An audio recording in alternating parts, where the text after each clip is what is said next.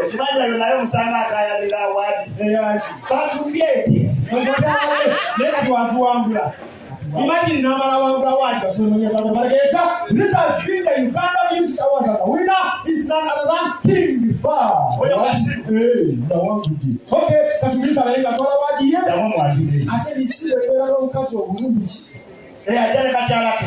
Tukira kasiru. Kesanyana katuveke King Bifar. Aje abelenga ayanjirwa awadi ye King Bifar. Nompasa wadi. Iyo. Tukuvunie mwe. Abachana n'abandi. Mwebale. Awadi eno mwebale nnyo okulaba nti nze njigwana.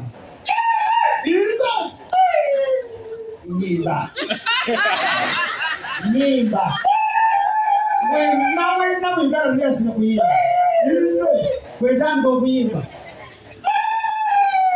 Ize sina nekingisaha. Ale tunogera bya kisiru. Bado wanjibwa. Ize.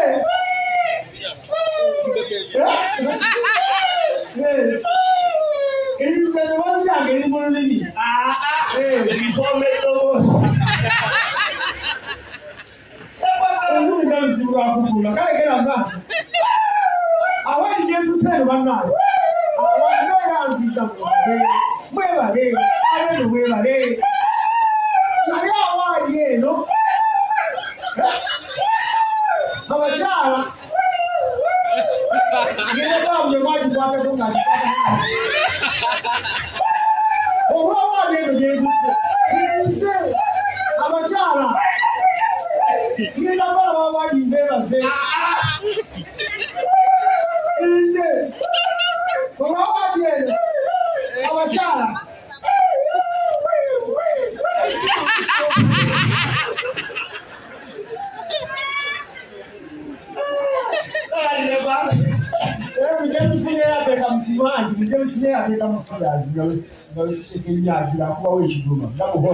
Filmu za hora bala da shi tuki ne imagine ko muzimu kujja kuta da bifu muzimu kuzo nga singana wale mtu yake nofuna silingo huyo mtu okukanga Wachimanyi mbona afuna siri obubonero okufuna abantu okusanga attention oyembe okutuwano ebyo bamera bikufunwako kola waliwo emizibu y'ekika ekitakwagaliza obanga yekuba obanga ayagala okwambala okitegera ba kasiwa kati awo ofuna bino ebirowoozo Fachi.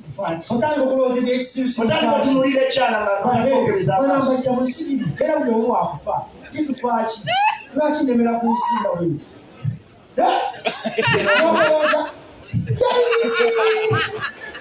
Osusa. Osusumula. Laba ekita abasajja bonna. Actually mpana nnyo.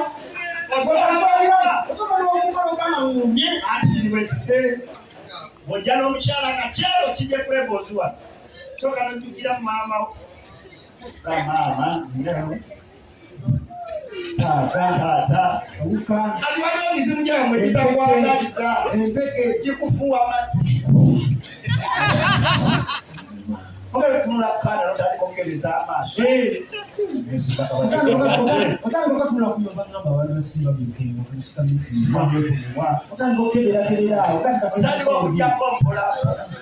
otandika okwogera awo ebigamba naye kakasa kebeza emyaso kebeza amaaso naye empeko jazinzisa mumwa era empeko jazinzisa mumwa okebeza amaaso n'amanyi naye ebintu bigenda kumenya ku nsi nekasobola okufaako kugenda kumenya ngenda kumenyeka kulwokufaako mawula ngenda kubonaako omanyi lwakinkoka nkoze ebyamabyo nziranga enjejja byamabyo ebisikidde nebingezi mane nsaba nkole ekitwe faako nedakika ate wagala ekweredio gwasooka okufa akuno ekwe weyagala kisaoyisaawo wizo ye mulamu Maulana faako nedakika Nkulaga nti bangi si banne Uganda. Famu. Tekinayo kateeka nfebwe ekinga mu matuta tujja kuteeka mu ttaka gira nawe fa. Tozifa. Fa otunudde eri. Eri. Tukutunuza mu kigula. Anti ate era nze mwogezaawo tunula eri. Nze mwogezi ku Lumbeeru ate waliwo nga layiva okwogera. Era ngenda sooka nsanga amashita. Nze fa nnina eswaga. Nawe wa respect y'okufaako. Gira naawe gira togira tirira. Basebo ne bannyabo kitalo nnyo.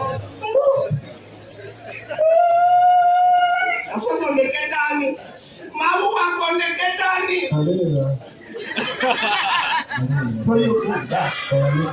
Toyogera fa. Teka microphone wali. Kitalo nnyo ddala. Abakyala n'abaami amanyi abadde Haidara Yusufu Kasozi Maulana. Abadde mukwano gwange Maulana tutambudde amawanga. Oyogera. Naye ekimuseemu kiraba wakati awo wetutadde kandi abadde yakwerera. Kugamba lwaki agenderewo Mukama nga tewali kandi. Wekuteekawo kandi eyo. Bannamwandu mwingire tenti zine 3. Nenda soma omu nga mwingira tenti. Wafa suto ni mufu. Shakira. Bakimagirawo. Kumadinisa. Kuli kuwayagalako. Gira nawe teke. Shakira. Mama Fina. Kasancho kulaba webale kulija. Ani goswaza wotu. Tukagale kumanya. Kasoma bwako bwafudde. People power. Jamuna ofe. Tomanyi otatse kuti bako Mama Fina. Faamu nawe. Nze. Faamu kulageshikeno kumanya. Najja muliro. Ani. Era tutakusaba kufaamu zi. Faamu wale kachi. Fale ndifu. Tafana wo mulambe kisiba nawe. Famulungi. Abantu bajja bakaba tegeera. Mama nyabo aliwenda olugendo. Wowe. Wali olugendo. Abakundu bose bagamba. Mama nyabo. Kasira. Maawe ayo maawe olwako bannamwandu okubeeru. Okubembale bazze. Mulembe. Kasira. Wo. Basebale banyabo ngavayo. Basebale banyabo. Abagenda abebikiibwa bwe bali kujja kufa kwa munnaffe Uganda waffe Lubego Beach. Nze bali nkola naye era nkozi naye ebbanga. Kitalo nnyo nnyini ddala. Kansooka mbiseewo obubaka buvudde mukungubagiza. Komedi Sowa yonna yeegasse Bakyali bange babalyati bamuhanje bakanere n'abaali. ng'ekulirwa Alex Muhangi. Ne bagamba nti kitalo nnyo nnyini ddala olw'okufiibwako. Awo tandikidde wali. Kitalo nnyo nnyini ddala olw'okuvibwako omwami Embalangu. Ne mbakubantu omusoyisoyi. Emmekete Era nga beekuŋŋaanyiza gundi Alex Muhangi akuŋŋaanyiza bakomediya ni bonna bomanyi Comedy Sowa ne lwalula beko ku levels ne babeera nga baleeta amabugo ga nnusu 7 Kitalo nnyo Tokingola.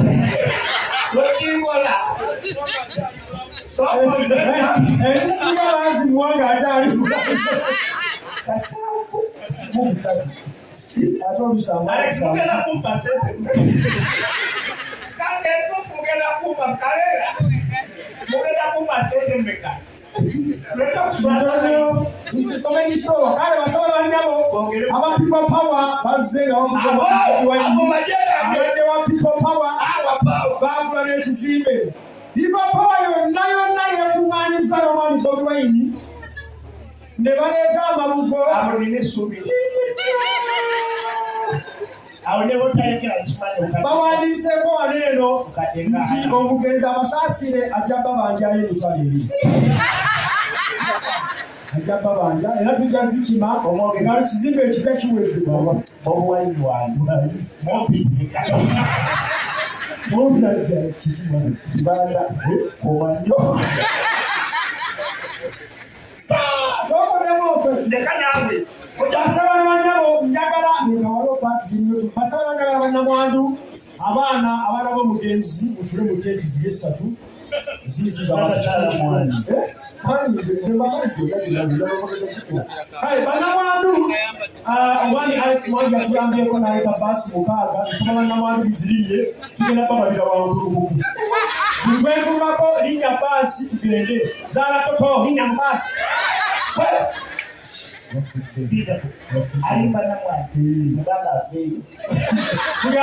buli ali awo alina mu baasi betina namukasa walingeda baasi kale mama Kadaga wetusanze okulaba ku mukolo gw'ekitiibwa abantu bangi bazze muyingire baasi lwesikaani tuyingira baasi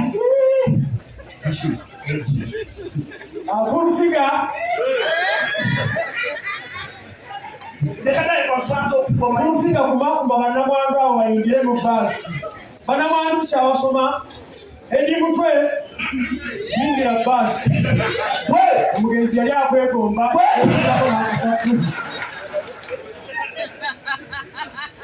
osirika amadiro edi mutwe naye mwagadayo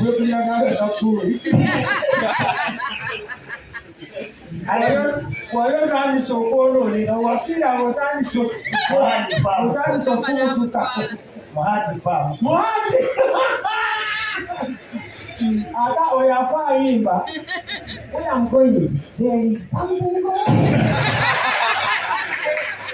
afiira mu ddiini era ne mwangi weyagadde naye olina kigero bakulumbe bamuhandi kyokka afa akuba obulango atuwulira kaleera ayita malya emirambo tegiwulya kaleera ayinaako ogikolako yakomisitoola lekana kusirika oli mufulu teeka eri microphone kitalo ddala nga kaleera nze mbadde omwogezi w'omukulu malya kamatebe kagenda tuli mu kintu kitalo ddala olw'okubibwako komedia omuyimbi Mundakatemba omuzanyi wa bbiri omuzinyi wa kabaka ow'ejja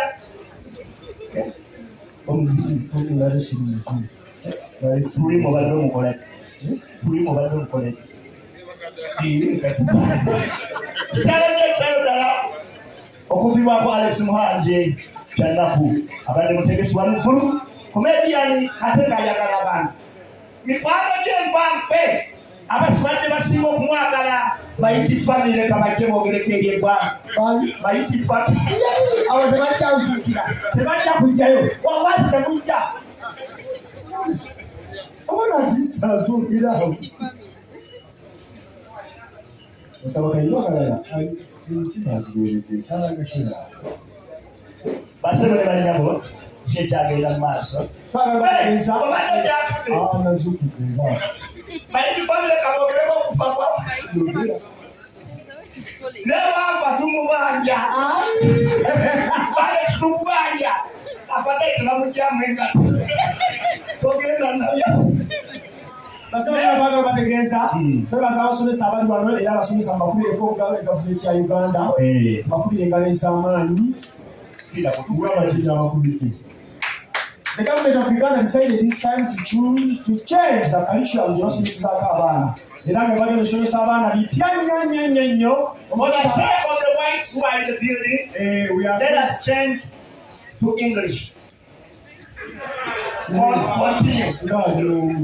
For the betterment of the white, white man. Let us finish, then we go back. We have got back to English. And you have laughed. So, my brother, you have even to fool us. Not guessing, we have to say it. You have to gas us. That's it. That's what's it. That's money.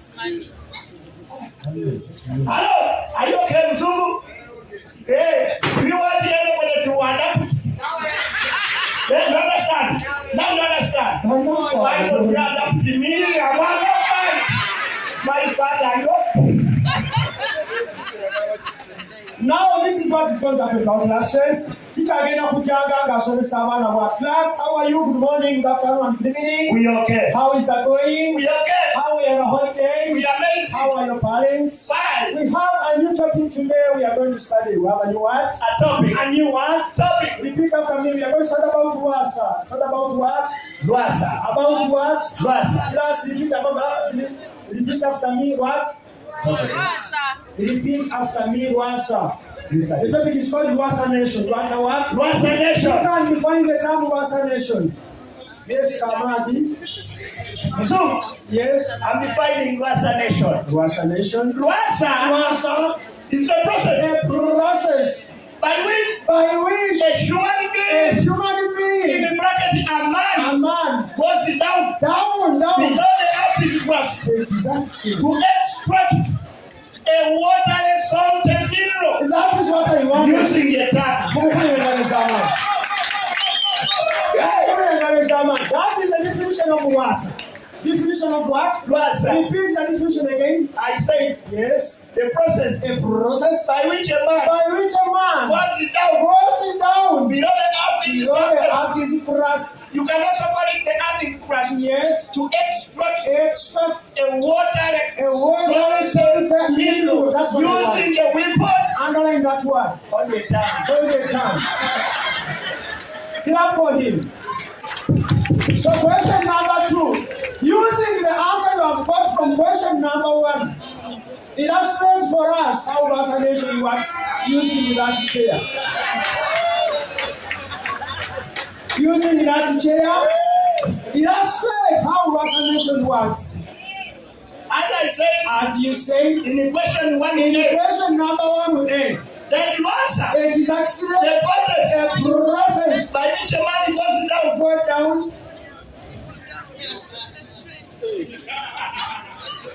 Yes, where is the earthly surface? Okay, prepare the earthly surface. But before you do everything, yes, you have fasting. What is that? Bring the earthly surface. You have to come over the earthly surface so that you can see the elected proportion of the what? Earthly surface. That's I can see for you the earthly surface. Continue. So remember that you are sober. I see. Even if you're not sober, you can extract it. I don't think Lwasa was sober by that time. Brothers and sisters. Yes. Fellow students. Yes. You have to see the what? The earthly surface. So you undress the what? You have to undress the what class? You undress the earthly surface. Yes. You do what? So where is your apparatus? Shake the apparatus. Shake the apparatus. Vibrate the apparatus. Exactly. Clap for him. Clap for him. Shake the apparatus again. Exactly. So just imagine that is the apparatus at the surface going in white. Just put it in white. Exactly. I assume. You assume that is the earth is what? Exactly. The earth is crust. Remember, I have done what? You have undressed. As I'm dressing, there are some rocks. Rocks where? Which can hinder the extraction of the salted mineral. You read? What is that? In simple terms, a nickel. Okay, continue. Okay. Sir. Yes. Putting into consideration that you have kids at home. Extract that mineral. I also have a father-in-law. Extract the mineral. As I say, putting into consideration that the mama are in hand. Extract the mineral. So, don't say that. There is a Muzungu, he wants to see how you extract the mineral. For the betterment of my kids. Don't say that. Continue. Unless you have fear and move, I show people how to extract a certain mineral. So, I said Lwasa Nation. Yeah. Process by which a man goes down. By this time a man kneels down for the earth's what? Surface. Earth's surface. He's going to extract a what? A mineral. A chocolate. You just see whether it is ready. Okay. So you see where an earth's surface is. Nenda baimamu bwana. Na baimamu wewe mtamba. Can we have a woman as a volunteer to work as the service? Can we have a volunteer? Where? A volunteer. I hear men shouting. I don't need a man here. I need a woman. Someone is saying, hey, that's not a social media. That is a hard rope. Hard rope. So, when you are accepting the middle rope, yes, you enter the happy surface. Yeah, you prepare your weapon. I prepare. So, when you enter, there's a spot on the sound. Where are you? Gabriel nekyandese baluwa bakuwandikira eti Maulana tukutwala bakututu. Anyakiza. Anyakiza. Ate buli bw'okukkiza. Singa abantu bonna ku nsi bwe bali. Singa abantu baandika ebbaluwa okuva ku nasali baziwandika mu State House. Nga buli kanaku bawandiika ebbaluwa. Ng'ova kwa bbaluwa. Ng'ezanga bakwetera ebbaluwa sibu. Maleke ejja. Ebbaluwa yiyi. Bagireetedde nze Maulana. Gwere yiyi. Nze Maulana. Twaleetedde Maulana. Oli mweru. Oli mweru. Ab'eri kwesigaza ekisibo omulungi olowooza nyankanzi. Naye kati bwaba kafaanana ebbaluwa bagireetedde kamiliyoni. Gabulyeri obeere n'ebbaluwa. Sebo ebbaluwa yiyi. Ebbaluwa etuyita waggulu. Essaawa ye ey'okufa ettu. You were not here. We were talking about Lwasa. Let us repeat that joke. You were not here. So, he said, you were saying, where were we? That's where were we? On the rest of you, just get out of the class. We have only this one. We need for this. We say we were defining Lwasa. What is Lwasa? We say Lwasa is the process. I mean the human being. A man. A man. This is what you meant. This is Lwasa extracting. Bro, Musomo, can you copy this one? Musomo.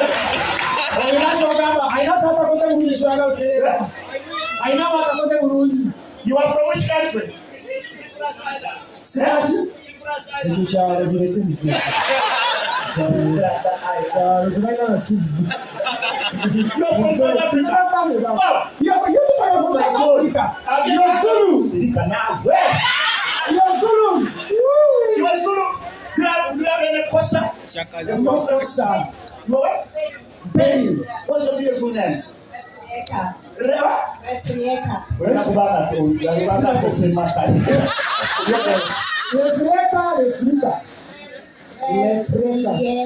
Oh my God. Have you got any Ugandan boyfriend?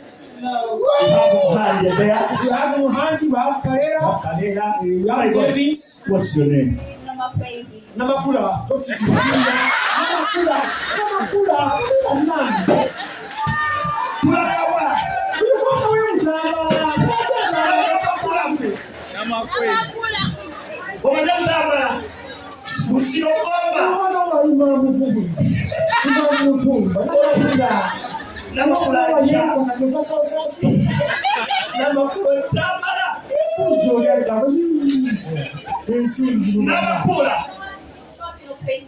Oh, normal.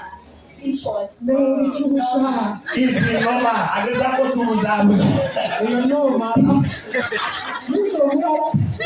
Sir, how are you? What's your name? Gabby.